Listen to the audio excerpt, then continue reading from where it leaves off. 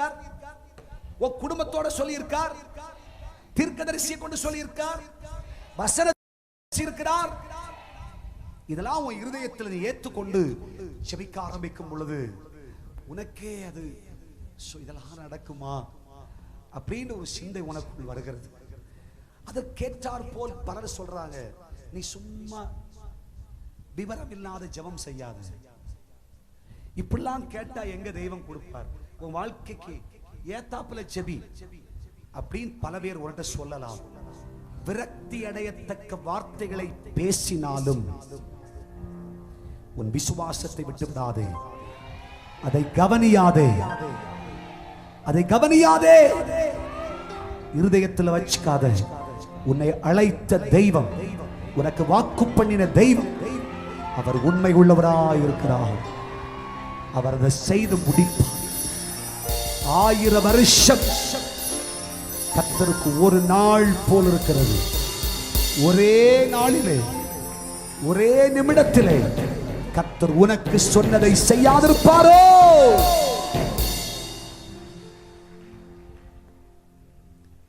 தேசத்தை வேவுவாப்பதற்கு புறப்பட்டு போனவர்களில் 10 பேரும் சொன்னார்கள், அவர்கள் ராட்சசர்கள், அவர்களோடு யுத்தம் பண்ணினால் ஜெயிக்க மாட்டோம்.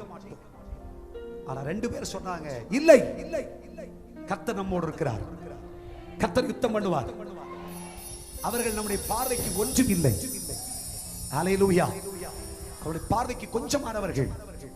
அதை பத்தி யோசிக்காதீங்க. கர்த்தர் நம்மோடு இருக்கிறார், நாம் யுத்தத்துக்கு போவோம், அவர்களை ஜெயிப்போம், அவர்களை பிடிப்போம், அவர்களை அழிப்போம், நம் ராஜ்யம் ஸ்தாபிக்கப்படும். கர்த்தர் நம்மோடு இருக்கிறார். குடும்பத்துல குடும்பத்துல குடும்பத்துல குடும்பத்துல உடன் பிறந்தவர்கள், உன்னோடு ஊழியம் செய்கிறவர்கள், உன்னோடு விசுவாசியாய் இருக்கிறவர்கள் உன்னை மனம் தளர்ந்து போக செய்வார்கள். நீ அதை கவனியாதே. கர்த்தர் சொல்றார், அதை கவனிக்காத. விசுவாசத்துல ஜெபிச்சிட்டே இரு, ஸ்தோத்திரம் பண்ணிக்கொண்டே இரு. கர்த்தர் சொன்னதை செய்யும் அளவும் அவர் தாமதம் செய்வதில்லை, அவர் மௌனமாய் இருப்பதும் இல்லை, தன் கிரியையை அடக்கிக் கொள்வதும் இல்லை.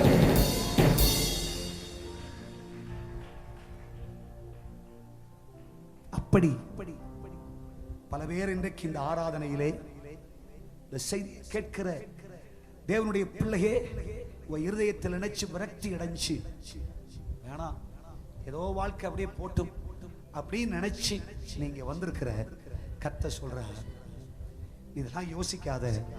யாரோ எதுவோ சொல்லட்டும், உன் சரீரத்துல பலவீனம் இருக்கிறது, நீ செத்து போயிடுவ, உனக்கு நீ வாழ்க்கையே கிடையாது, நீ இனி தலைவன் ஆக மாட்டாய், இனிமேல் நீ அரசன் ஆவதில்லை, இனிமேல் உன் பிள்ளைகளின் பிள்ளையை பார்க்க முடியாது, நீ நினைக்கிறது மாதிரிலாம் நீ உயர்வை பார்க்க முடியாது, நினைக்கிறது மாதிரிலாம் ஒரு ஜெயத்தை நீ பார்க்க முடியாது என்று பல பேர் உன் இருதயம் உடைந்து போகும் நிலையில் உன்னோடு சொல்லலாம்.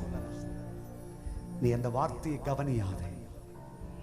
தெய்வத்தால் நிறுத்தப்பட்ட தீர்க்கதரிசியா சொல்றேன், அபிஷேகம் பண்ணப்பட்ட அப்போஸ்தலனா சொல்றேன், கர்த்தரோடு பேசிக் கொண்டிருக்கிறார். உன்னை கர்த்தர் எதை சொன்னாரோ அதை செஞ்சு கர்த்தரோடு மேன்மையாய் வைக்கிறார். ஆகையால் நீ வேறு எதற்கும் செவி சாய்க்காது, தேவனுடைய வார்த்தைக்கு மட்டும் செவி சாய்த்து, பரிசுத்த ஆவியானவருக்கு மட்டும் செவி சாய்ச்சுக்கோ, வசனத்துக்கு மட்டும் செவி சாய்ச்சுக்கோ. வேற எதையும் நீ கவனியாதே, வேறு எதையும் கவனியாதே. கர்த்தர் ஒரு புதிய சரித்திரத்தை உங்கள் வாழ்க்கையில் தரப்போகிறார். இந்த மாதம் இந்த கிரியை நடக்கும். இந்த மாதம் இந்த செயலை நீங்கள் பார்ப்பீர்கள்.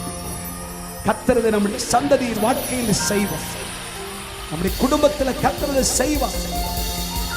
உன் இருதயத்தை இழைக்க பண்ணினவர்களுக்கு முன்பாக கர்த்தர் உன்னை மேன்மைப்படுத்தி உன் தலையை எண்ணெயால் அபிஷேகம் பண்ணுவார்.